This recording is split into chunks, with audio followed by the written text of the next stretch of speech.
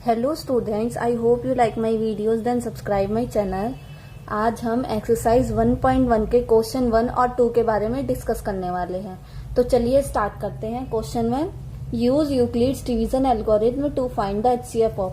हमने जैसे अभी प्रीवियस लेक्चर में पढ़ा था कि जो हमारा यूक्लिड्स डिवीजन लेमा के बारे में, उसमें हमें एक इक्वेशन दी गई थी a equals to B Q plus R. उसी तरीके से हमें इसका एचसीएफ निकालना है। जैसे कि हमें दे रखा है 135 और 225 का एचसीएफ निकालना। तो कैसे निकालेंगे? जो हमारी बड़ी वैल्यू रहती है वो a के इक्वल रहेगी। तो हमने क्या लिख दिया, 225 इक्वल्स टू, क्या इक्वेशन होती है, a equals to B Q plus R की। तो a की वैल्यू हमने यहाँ लिख दी 225 इक्वल्स टू b की वैल्यू क्या आ गई 135। तो हम पहले क्या करेंगे, इसको डिवाइड करेंगे। 135 में से 225 को डिवाइड करेंगे तो कितने टाइम्स में जाएगा, 1 टाइम्स में जाएगा। 1 टाइम्स का यहाँ 1 लिख देंगे, फिर 135 को यहाँ से माइनस कर देंगे। क्यों कर देंगे, 135 इंटू 1 कितना होता है, 135 होता है। तो 225 में से 135 माइनस कर देंगे। 5 में से 5 गया 0 आ गया, और 2 में हमने कैरी ले ली 12 हो गया। 12 में से 3 गया हमारा 9 आ गया। तो हमारा ये हो गया क्वोशिएंट, जो हमारा आंसर भी कहते हैं इसे 1 आ गया, और रिमाइंडर हमारा 90 आ गया। तो 135 हो गया यहाँ पे b की वैल्यू। अब उसके बाद क्या आता है, a equals to B Q आता है। तो q की वैल्यू क्या दे रखी है, हमें 1 दे रखी है, हमने 1 लिख दिया। फिर क्या आता है, a equals to B Q plus R. R की वैल्यू हमारी क्या दिया ही, यहाँ पे दी है 90 आ गई हमारी। तो क्या लिख दिया हमने 90। उसके बाद क्या करते हैं, जो हमारी b की वैल्यू रहती है वो अब नेक्स्ट वाले में a की वैल्यू बन जाती है। तो 135 को यहाँ से उठा के यहाँ पे लिख देते हैं अंदर डिवीजन में। तो क्या हो जाएगा, 135 इक्वल्स टू b की वैल्यू क्या हो गई, अब 90 हो गई। अब हमें क्या निकालना है, क्वोशिएंट और रिमाइंडर निकालना है। 90 में से 135 को डिवाइड करेंगे तो कितना आ जाएगा, 1 टाइम्स में जाएगा, 90 1 जा 90। 5 में से 0 गया, 5 बच गया। 13 में से 9 गया, कितना आ गया, 4 आ गया। तो कितना बच गया हमारा, रिमाइंडर 45 बच गया। और हमारी इक्वेशन क्या थी, a equals to B Q plus R. तो a की जगह हमने 135 यहाँ का लिख दिया है, b की जगह 90 आ गया, और q की जगह हमारा 1 आ रहा है, ये हमारा क्वोशिएंट होता है, और r हमारा क्या आ रहा है, रिमाइंडर 45 आ रहा है। उसके बाद हम क्या करेंगे, थर्ड स्टेप पे आएंगे, और ये स्टेप हमें जब तक करना है जब तक हमारा रिमाइंडर 0 नहीं आ जाता। तब हमारा थर्ड स्टेप क्या है, थर्ड स्टेप में हमारी जो 90 है वो अब डिवीजन के अंदर चला जाएगा। तो 45 में से 90 को डिवाइड करेंगे तो ये 2 टाइम्स में कट जाएगा। 45 टू कितना होता है हमारा, 90 होता है। रिमाइंडर कितना आ गया, 0। अब हमें इसी की इक्वेशन बनानी। इक्वेशन कैसे बनाएंगे, जो यहाँ पर b होगा वो यहाँ पे a हो जाएगा। तो क्या हो जाएगा, 90 की जगह यहाँ पे आ जाएगा अभी ये क्या हो जाएगा, a equals to B Q plus R. b की वैल्यू हमें कितनी दी है, 45। तो हमने b की वैल्यू 45 लिख दी। अब हमें q निकालना है। q बताया क्या है, हमें 2 बता रखा है। जो हमारा क्वोशिएंट होता है उसी को हम q कहते हैं, और आंसर भी कह सकते हैं। तो हमारा डिवीजन का आंसर क्या है, 2 है। तो हमने 2 से मल्टीप्लाई कर दी। फिर हमारा रिमाइंडर से प्लस करते हैं, तो प्लस 0। 0 क्यों आया, क्योंकि हमारा रिमाइंडर 0 है। उसके बाद हमें एचसीएफ बताना। तो अब कैसे लिखेंगे, एचसीएफ ऑफ 135 एंड 225 इज 45। 45 कैसा आया, जब ये हमारा लास्ट स्टेप आया, इसमें रिमाइंडर 0 है। जो हमारी b की वैल्यू रहती है उसको हम क्या कहते हैं, एचसीएफ कहेंगे इसका।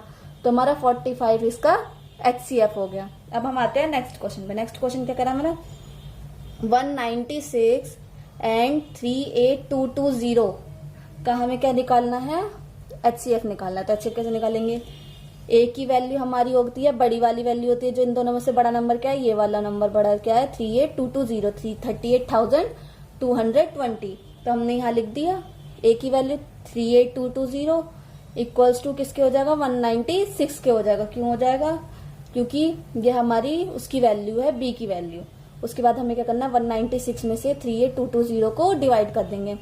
पहले हम इसे 1 टाइम्स करेंगे तो कितना होगा, 196 से माइनस करेंगे। 12 में से 6 के कितना आ गया, 6 आ गया। 17 में से 8 माइनस करेंगे, हमने कैरी ले लिया 3 में से, तो कितना होगा, 17 में से 9 माइनस करेंगे, कितना बच गया, 8 बच गया। उसके बाद 2 में से 1 गया, कितना आ गया, 1 आ गया। फिर कितना बचा हमारा, 186 बचा। तो हमने 2 ऊपर से नीचे ले लिया, 1862 हो गया। अभी कितने टाइम्स रहेगा, 196 में 9 टाइम्स रहेगा। तो 196 में 9 की मल्टीप्लाई कर देंगे तो कितना हो जाएगा, 1764 आ जाएगा। फिर 1764 को इसमें से माइनस कर देंगे तो क्या आएगा, पहले हम यहाँ से कैरी लेंगे। 12 में से 4 गया 8, यहाँ 5 बच गया। फिर 8 में से हमने यहाँ कैरी ली तो 15 में से 6 गया, कितना आ गया हमारा, 9 आ गया। तो कितना बच गया, 98। 7 में से 7 जाएगा, 0 आ जाएगा। अब 1 में से 1 गया, 0 आ जाएगा। तो हमें लिखने की जरूरत नहीं है। फिर हमने यहाँ से नीचे 0 ले लिया है, तो कितना बन गया 980 बन गया हमारा। अब 196 में 5 की मल्टीप्लाई करेंगे तो हमारा 980 आता है। तो हमारा 980 आ गया, तो ये क्या हो गया, रिमाइंडर 0 हो गया। अगर हमारे पास ऐसा क्वेश्चन आए जो हमारा एक ही डिवीजन में कंप्लीट हो जाए, उसका रिमाइंडर 0 आ जाए, तो हम कैसे लिखेंगे, 196 हो गई बी की वैल्यू, मल्टीप्लाई करेंगे 195 की जो हमारा क्वेश्चन आया है और रिमाइंडर हमारा 0 है। इसमें हम बी की वैल्यू नहीं लेंगे क्योंकि ये हमारा क्वेश्चन ही है, तो इसलिए हम इसमें क्यू की वैल्यू लेंगे, क्वेश्चन की वैल्यू लेंगे जो हमारा HCF कहलाएगा। क्योंकि इसमें हमारा एक ही चीज जा रही है, एक ही डिवीजन हो रहा है हमारा, इसमें हमने कोई चेंज नहीं करा। जैसे हमने इसमें 3 स्टेप करे, ये हमारा एक स्टेप में हो रहा है, इस वजह से इसका HCF क्यू की वैल्यू होगी। तो कितना आ जाएगा, क्यू की वैल्यू 195। ऐसे लिख देंगे HCF ऑफ 196 एंड 38220 कितना हो जाएगा हमारा 195 हो जाएगा। अब हम आते हैं क्वेश्चन के थर्ड पार्ट पे। थर्ड पार्ट हमें क्या कर रहा है, 867 और 255 के HCF निकालना है। तो कैसे लिखेंगे, ये हमारी ए की वैल्यू होगी, जो हमारा इन दोनों में से बड़ा नंबर रहता है वो हमारी ए की वैल्यू होती है, और ये हमारी बी की वैल्यू है। हमने ए की वैल्यू यहाँ उतार दी, 867 की उतार दी, क्योंकि ये यूक्लिड्स डिवीजन लेमा जो है उन्होंने हमें इक्वेशन दी थी a equals to B Q plus R की, उसी के बेसिस पे हमें ये करना है क्वेश्चन। और बी की वैल्यू कितनी है हमारी 255, तो पहले 255 में से 867 को डिवाइड करेंगे तो ये 3 टाइम्स में चला जाएगा। तो 255 में से 3 की मल्टीप्लाई करेंगे कितना आएगा 765 आएगा।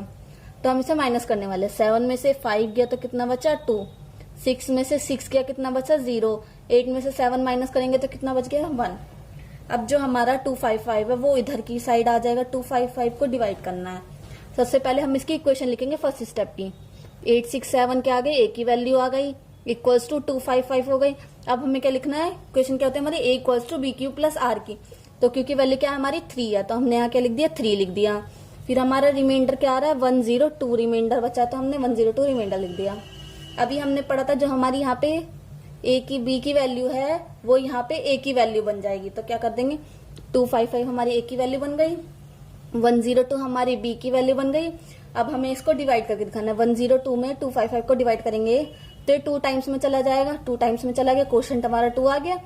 और इसको 255 को 204 से माइनस कर देंगे तो कितना हो जाएगा 5 में से 4 माइनस करा 1 आ गया, 5 में से 0 माइनस करा 5 आ गया।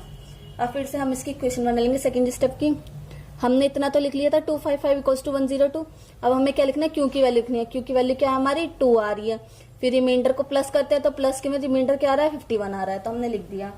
उसके आगे हमारी जो बी की वैल्यू है वो हमारी ए की वैल्यू बन जाएगी, तो हमने 102 इक्वल्स टू बी की वैल्यू क्या आ गई 51 ले लिया। थर्ड स्टेप चल रहा है हमारा ये।